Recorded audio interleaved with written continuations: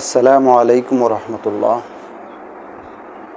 দূরের কাছের দেশের প্রবাসের যারা যেখান থেকে মুহূর্তে আমাদের রমাদানের ধারাবাহিক পর্ব দেখছেন, আপনাদেরকে অসংখ্য ধন্যবাদ।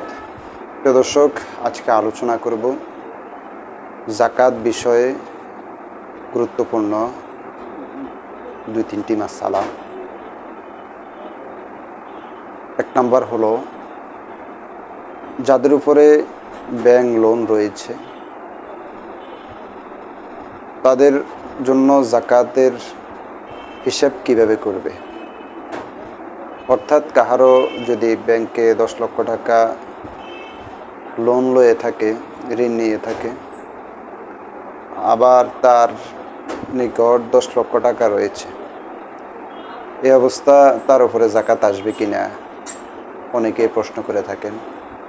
তার সহজ উত্তর হলো, তার নিকট যে 10 লক্ষ টাকা রয়েছে আর ব্যাংক লোন যেটা রয়েছে বাৎসরিকভাবে যতটুক সে পরিশোধ করতে হবে, সেটাকে বাদ দিয়ে পুল টাকার যাকাত তাকে দিতে হবে। অর্থাৎ পুরা টাকার হিসাব ধরা যাবে না।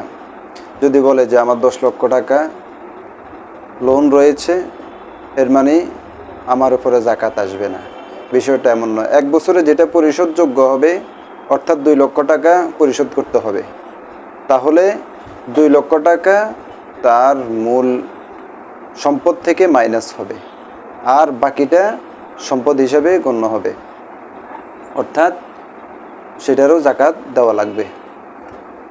আর আরেকটি বিষয় হলো,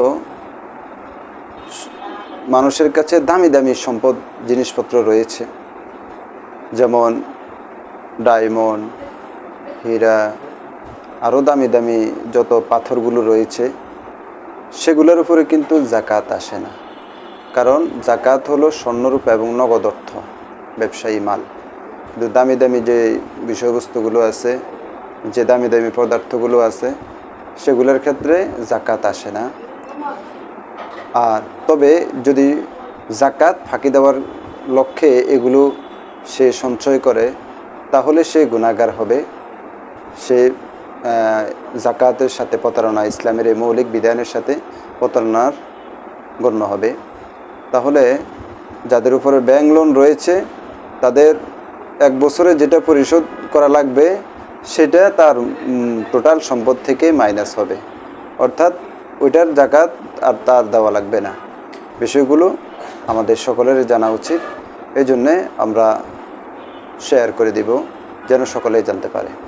আসসালামু আলাইকুম রহমতুল্লাহ।